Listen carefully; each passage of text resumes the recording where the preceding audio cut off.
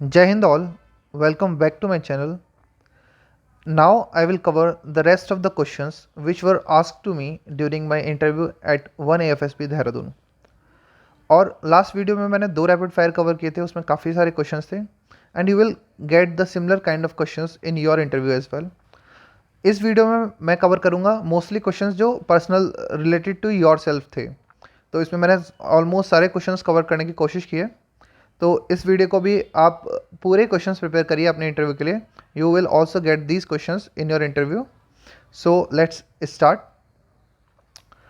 The first question was tell me about your strengths weakness and substitute your strength with an example. तो उन्होंने पूछा, जैसे आपसे बोलेगा कि अपनी स्ट्रेंथ बताइए, तो आप उनको जो भी स्ट्रेंथ बताओगे अपनी, sir I am a determined person या I am a courageous person, और you can say that sir I am a very positive person. So they will say, so tell me an example where you show positivity or you show determination. How can I believe that? तो आप जो भी strengths बताओ, सब पे आप पे एक इंसिडेंट होना चाहिए या फिर एक एग्जांपल उसके साथ होना चाहिए आपके पास, ताकि आप अपने पॉइंट को जस्टिफाई कर सको कि सर मैं ऐसा बोल रहा हूँ तो मैं इसलिए बोल रहा हूँ क्योंकि मैंने ऐसा किया हुआ है. तो इस चीज़ का ध्यान रखना और अपनी वीकनेस का देखना. और मैं अकॉर्डिंग टू मी यार बहुत ज़्यादा ऑब्सलीट वीकनेस मत बताना कि सर मेरी वोकेबलरी कमज़ोर है, क्योंकि ये बहुत लोग बताते हैं और उन्हें लगता है कि यार ये बहुत ज़्यादा नॉनसेंस आंसर है.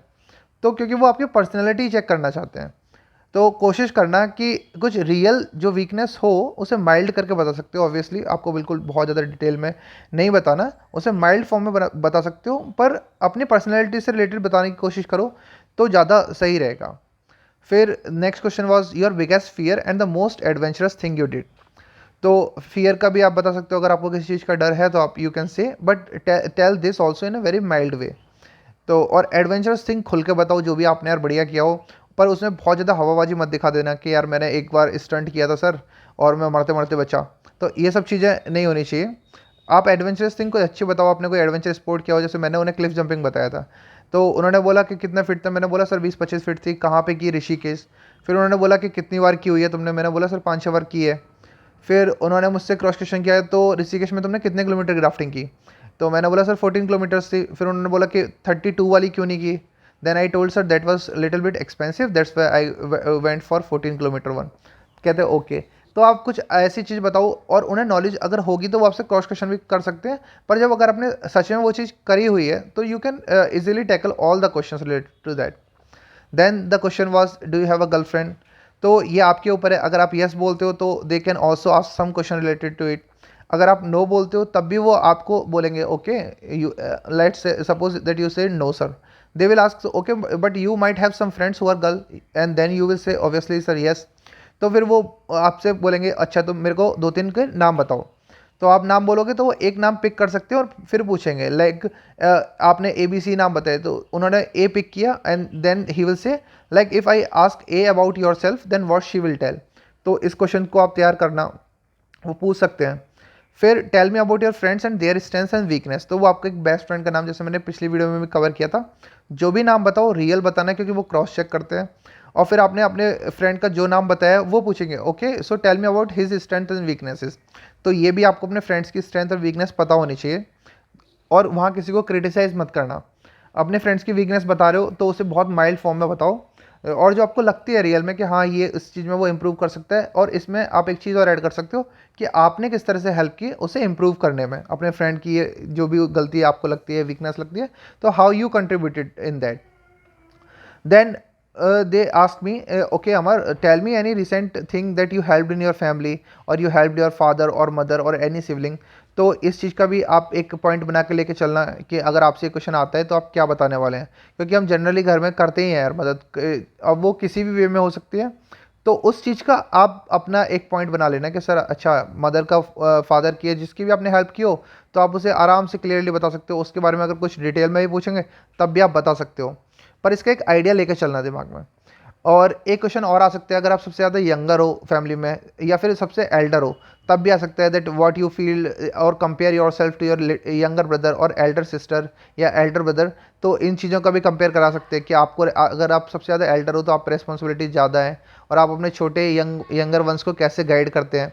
या फिर आप यंगर हो, सबसे यंगेस्ट हो, तो आपको कितना मतलब बहुत ज़्यादा लोग पैम्पर करते हैं या फिर आपको कम रिस्पॉन्सिबिलिटीज़ मिलती हैं.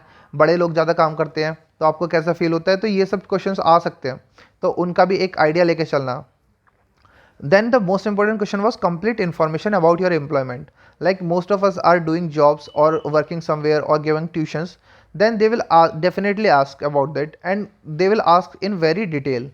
Like I told sir I am an educator. तो उन्होंने बोला तुम कितने लोगों को पढ़ाते हो, क्या पढ़ाते हो, तुम इन्हें ही क्यों पढ़ाते हो, किसी और फील्ड के बच्चों को क्यों नहीं पढ़ाते, और क्या टाइमिंग है तुम्हारे। तो वो टाइमिंग भी डेली रूटीन में मैंने उन्हें बताया था, पर उन्होंने फिर 15-20 मिनट बाद मेरे से इस चीज़ को क्रॉस चेक किया, फिर मैंने सेम टाइम बताया, क्योंकि मैं पढ़ाता हूँ तो मुझे पता है कि मैं कितने बजे पढ़ाता हूँ, कितना टाइम लगता है, कभी कभी 1 आवर से ज़्यादा एक्सीड हो जाता है, कभी 2 घंटे भी हो जाते हैं।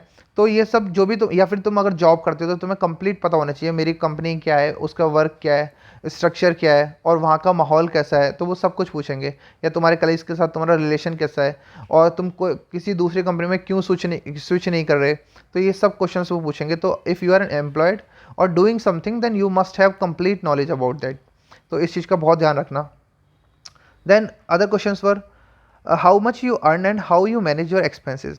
तो आपकी अर्निंग, ऑब्वियसली आप वर्क कर रहे हैं तो आपको कुछ पैसे मिल रहे हैं, तो आप उनका यूटिलाइज किस तरह से करते हैं, आपकी सेविंग्स कितनी है, और अगर आपकी सैलरी अच्छी खासी है, मान लो 50,000 है या 60,000 है, so they might ask you about your bank balance also, क्योंकि this question was ask to one of my friend that how much your bank balance, what's your future plan, how you going to utilise this money. तो और अगर आप थोड़ा बहुत medium range में कमाते हैं तभी वो पूछ सकते हैं कि आपके प्लान्स क्या है, या फिर आपकी सेविंग स्ट्रेटजीज़ क्या है, या अगर आप अपने फैमिली को हेल्प करते हो तो किस चीज़ में। जैसे मैंने बोला सर मैं अपनी फैमिली को थोड़ा हेल्प करता हूँ, तो किस चीज़ में करते हो, कितना खर्चा आता है, और do you think that this money is sufficient for you. तो ये सब क्वेश्चंस वो पूछेंगे, तो ये इसका भी पूरा एक कंप्लीट आंसर रखना अपने पास। And if you were an boarder or a hostler, then they will ask you complete information about that also. Like I am a hostler, so they ask me about how much students were there in your class 12th and in 11th, and how much boys were there in your hostel. Then they ask the names of my roommate at that time, and my relation with them, how much time I spent with them, and if any incident I can tell them where I helped my roommate, and what are the problems you faced when you shifted to hostel। तो complete उन्होंने पूछा। फिर उन्होंने बोला compare your hostel to the one AFSB, like the food you are getting here and the facilities you are getting here, so compare this facilities to your hostel, what differences you feel and what similarities you feel. और तो एक मेरे को funny incident तभी याद आया कि उस दिन मेरा जो था वो वेडनेसडे को था इंटरव्यू, तो ट्यूसडे को वहाँ खीर बनी थी इवनिंग में। तो मैंने उन्हें बताया सर मेरे यहाँ भी हॉस्टल का मेन्यू सेम था, वहाँ इवनिंग में ट्यूसडे को खीर बनती थी, तो दे वर लाफिंग। तो अगर इस तरीके की सिमिलरिटी है, एकदम से स्टक करके मैंने बता दिया। और भी जैसे हॉस्टल जैसी ही फैसिलिटीज़ थी वहाँ भी, तो मैंने उन्हें बताया, जो डिफरेंसेस भी थे वो भी बताए, तो पूछ सकते हैं। And they will ask you the question that how hostel benefited in your life. तो यार ऑब्वियसली जब हम हॉस्टल में जाते हैं, घर वालों से दूर जाते हैं, तो हम एक इमोशनली स्ट्रॉन्ग पर्सन बनते हैं, प्लस हम इंडिपेंडेंट भी बनते हैं, काफ़ी चीज़ें हम नई सीखते हैं, हम सोशली अडेप्टेबल भी होते हैं, और लोग मिलते हैं हमें, और बंदे मिलते हैं, उनके साथ एडजस्ट होते हैं, और ये चीज़ हमें लाइफ में बहुत हेल्प करती है जब हम मूव आउट करते हैं after class 12th for the graduation purposes. जैसे मैं अपने होम सिटी से दूर रहता हूँ, मैंने दिल्ली में अपनी पूरी एजुकेशन करी है, अपना ग्रेजुएशन, तो उस टाइम फिर कोई प्रॉब्लम नहीं आती अगर तुम हॉस्टल में रह चुके होते हो, तो एक आइडिया रहता है। तो मैंने ये सब एग्जांपल दिए तो वो उसे जस्टिफाई कर रहे थे। तो इस तरह से अगर आप भी हॉस्टल में हो तो आपको पता होना चाहिए कि क्या क्या हॉस्टल था, कैसा था, कितने बच्चे थे, तो एक आइडिया लेके चलना। I was not expecting this question that how much student were there in your class and how much student were there in your hostel, but if they ask and if you live that life then you know that what is the reality, then they will ask you a question and you can easily tackle them. Then the question were related that I did Bachelor of Arts after completing my 12th from science stream. So they asked me about this region, and most of the students do BSc instead of BTech, and so they will ask that why didn't you choose for the BTech, why you go for the BSc or BA. If your case is similar to that, then they will ask you this question definitely, and you have to give a justified answer that why did you take this decision. And then this question is very common, that why there is a decline in your percentage. Like if you have this declining graph, then you must have the reasons. And the questions, it is also very important, the question related to your hobbies and interest. I realize that they go completely in detail, whatever we write in our hobbies and interest. तो जो games और extra curricular वाला जो part था उसमें उन्होंने इतना detail में नहीं पूछा, पर जो हॉबीज़ और इंटरेस्ट में लिखा हुआ था उन्होंने बहुत डिटेल में पूछा, मतलब एक एक चीज़ तुम्हें पता होनी चाहिए तुम अपने हॉबीज़ इंटरेस्ट में जो लिख रहे हो। Like I right adventurous sports in my interest, तो उन्होंने उसका कंप्लीट मेरे से पूछा। और कुकिंग मेरा हॉबी था, उसका उन्होंने मेरे से पूछा। तो जो भी आप अपनी हॉबीज़ और इंटरेस्ट लिख रहे हो तो उसका आप कंप्लीट नॉलेज रखना पूरी, कि वो कुछ भी पूछे तो यार मेरी ये हॉबी है, मेरे को करना पसंद है तो मैं बता सकता हूँ। Then this question is very common, your daily routine. तो ये आप कर जो भी रूटीन हो आप you can tell them. But अगर आप बोल रहे हो कि सर मैं मेडिटेशन करता हूँ या मैं रनिंग कर रहा हूँ और आप उसे डेली रूटीन में इंक्लूड नहीं कर रहे, तो ये गलतियाँ मत करना। उस चीज़ को ध्यान में लेके चलना कि मैंने अगर PIQ में रनिंग मेंशन किया है या मेडिटेशन मेंशन किया है तो वो मेरे रूटीन में भी आना चाहिए जब मैं उन्हें अपना रूटीन बता रहा हूँ, तो वो चीज़ मिस आउट नहीं होनी चाहिए। Plus if you told that sir I am very familiar with my family and I had very good relation, I spend a lot of time with them, then include this also in your routine, that what is the time when you spend that time with your family, like you do dinner and lunch with them, or you spend 1 hour with talking to your mom and father, so and your younger siblings or elder siblings, so you should also include that timing in your routine, as well as if you are saying sir I play cricket daily, तो वो cricket वाला time भी आना चाहिए daily में कि तुम कितने बजे खेलते हो, तो रूटीन से मैच करना अपनी पूरी लाइफ जो भी आप बोल रहे हो एक्शंस अपने। और एक क्वेश्चन ये था how you utilise your internet, तो ये क्वेश्चन में आप जनरली हम सब स्टूडेंट है कॉम्पिटिटिव एग्जाम्स के प्रिपरेशन कर रहे हैं तो बोलेंगे sir we are take help of the internet to prepare for our exams, so they and for the current affair purposes and most of the student do this. तो तभी इसके बाद वही क्वेश्चन आएगा आप पे, okay so tell me any world affair और current affair which is of national level. तो इस चीज़ का ध्यान रखना, आराम से, ज़रूरी नहीं आप 10-15 न्यूज़ रट के जा रहे हैं, हाँ 3-4 का आइडिया रखना, पर जो बोलो जो भी आप न्यूज़ बताने वाले हो उसका आपको कंप्लीट आइडिया होना चाहिए। जैसे मेरे से एक मिस्टेक हुई थी, उन्होंने बोला कि okay Amar tell me any world affair, तो मैंने कॉन्फिडेंट था एक न्यूज़ पे, मैंने बोला sir El Salvador became the first country who legalise the crypto currency. तो मैंने सोचा था अपने दिमाग में कि सर जो है वो क्रिप्टो करेंसीज की तरफ जा सकते हैं, तो मैंने क्रिप्टो करेंसी पूरा पढ़ लिया। पर मैंने क्या गलती करी, मैंने एल सल्वाडोर नहीं पढ़ा, और उन्होंने जो क्वेश्चन पूछा वहाँ पे उन्होंने डायरेक्ट एल सल्वाडोर पिक किया, पूछा okay so which continent it is, and I say sir I am not sure but I think it is in Europe, but that was a wrong answer. Then they say okay so tell me any neighboring countries of the El Salvador. मैंने कहा sorry sir I am not aware of that, I will get back to you by knowing this answer. तो इस चीज़ की गलती मत करना, ये मेरे एक्सपीरियंस से सीख सकते हो कि अगर आप कोई न्यूज़ बता रहे हो ना तो उसके एक एक वर्ड की आपको पूरी कंप्लीट इन्फॉर्मेशन होनी चाहिए, क्योंकि वो आपको चांस दे रहे हैं कि आप क्या आंसर देना चाहते हो। तो जब आप खुद आंसर दे रहे हो फिर आपको खुद नहीं पता उसके बारे में तो वो गलत है। तो ये मेरे से मिस्टेक हुई थी। नेशनल न्यूज़ मैंने बताए थे sir I was coming to Dehradun on the 3rd of July, I read that the CM of Uttarakhand has change, तो मैंने उसका पूरा जस्टिफाई कर दिया था कहाँ से, कौन सा, क्या नाम है उनका, पुराने वाले कौन थे, MP है MLA हैं, तो वो मैंने बता दिया था। पर एल सल्वाडोर वाले में मेरे से मिस्टेक हुई। तो ये चीज़ मत करना, जो भी आप नेशनल न्यूज़ बता रहे हो या जो भी आप वर्ल्ड अफेयर बता रहे हो उसकी कंप्लीट इन्फॉर्मेशन रखना। Now these were the question related to yourself, और एक दो क्वेश्चन इसमें आ सकता है पर मोस्ट ऑफ द क्वेश्चन यही थे, और इनसे फिर आपसे क्रॉस क्वेश्चन होंगे।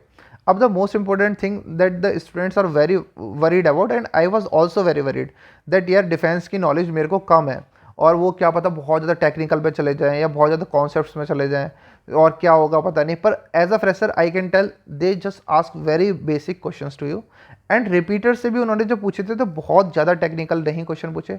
हाँ फ्रेशर्स के मुकाबले थोड़े से टफ क्वेश्चन थे, थोड़े से एडवांस क्वेश्चन थे, पर बहुत ज़्यादा टेक्निकल नहीं थे। तो उस चीज़ को बिल्कुल टेंशन मत लेना कि अगर आप इस चक्कर में पड़ जाओ यार वो उस वाले एयर बेस पे कितने एयरक्राफ्ट हैं या कितने एयर बेसिस हैं, कितने वो है कि मिसाइल सिस्टम क्या है, तो ये सब चीज़ें मत करना। सो द क्वेश्चंस पर मतलब मेरे पे जो क्वेश्चन आया था वो बताऊंगा, पर ये क्वेश्चंस कॉमन है। मैंने सबसे जो बात की थी अपने ग्रुप हमारा 7 बंदों का था, तो सब मिला के क्वेश्चंस यही थे। एक बंदे से पूछा था so tell me the maintenance command of the Indian air force, so it is in Nagpur, तो you can easily tell but remember all the 7 commands of the Indian air force. Then they asked rank structure to a boy, तो उन्होंने rank structure पूछा, तो ये आपको पता होना चाहिए। इक्वलेंट रैंक्स भी आप पढ़ सकते हो, कोई ज़्यादा टफ नहीं है, आराम से आ जाता है दिमाग में। मोटो ऑफ द 3 फोर्सेस, ये भी बहुत बेसिक क्वेश्चन है, पता होना चाहिए। अब ये क्वेश्चन जो है ये इंपॉर्टेंट है इंडियन एयरफोर्स वालों के लिए जो एफकेट एंट्री से जा रहे हैं, क्योंकि बहुत से बंदे उसमें एडमिनिस्ट्रेशन और लॉजिस्टिक्स के लिए अप्लाई करते हैं, तो आपको उनका कंप्लीट वर्क पता होना चाहिए। एडमिनिस्ट्रेशन में दो चीज़ें होती है, एक फाइटर कंट्रोलर होता है और एक एटीसी होता है, एयर ट्रैफिक कंट्रोलर। दोनों के वर्क का आपको अंतर पता होना चाहिए। यही क्वेश्चन मेरे से आया था, मैंने उन्हें बता दिया था। लॉजिस्टिक्स वालों का आपको वर्क पता होना चाहिए।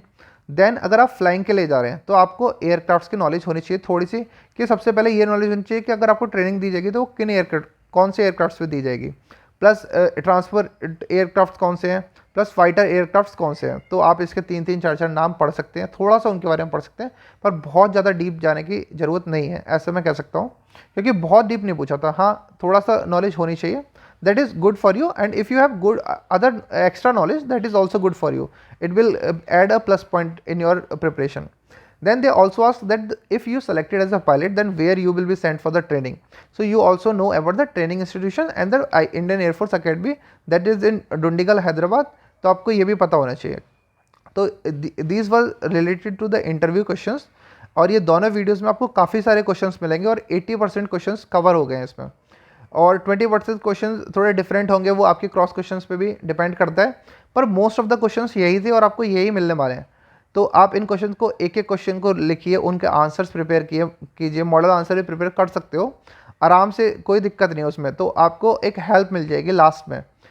तो पर मेरी एडवाइस ये कि हर क्वेश्चंस को लिख के उसका आंसर बनाओ आराम से, तसल्ली से, और फिर प्रैक्टिस करो।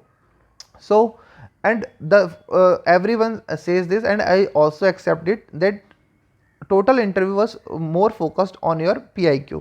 तो अपने PIQ में जो भी लिख रहे हो आप, एक एक वर्ड लिख रहे हो, तो उसके आपको नॉलेज होनी चाहिए। जैसे स्टार्टिंग से प्लेस होता है, फिर स्टेट होता है आपका, फिर देन आपकी एजुकेशन आती है, अपेरेंट्स के बारे में आता है, फिर एक्स्ट्रा करिकुलर आती है, एनसीसी आता है, और गेम्स एंड स्पोर्ट्स आता है, रेस्पॉन्सिबल पोजीशन आते हैं। तो जो भी लिख रहे हो उसमें हर चीज़ की आपको नॉलेज होनी चाहिए। इसीलिए बोलते हैं कि उसमें यार जो लिखो वो सच लिखो, क्योंकि वो आपसे क्वेश्चन पूछेगा उन पे, फिर आप नहीं बता पाओगे तो वो दिक्कत देगा।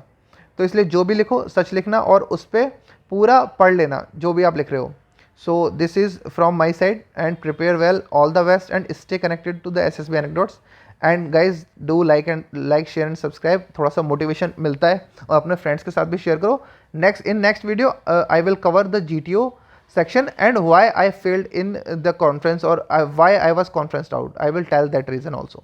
Thank you. Jai Hind all.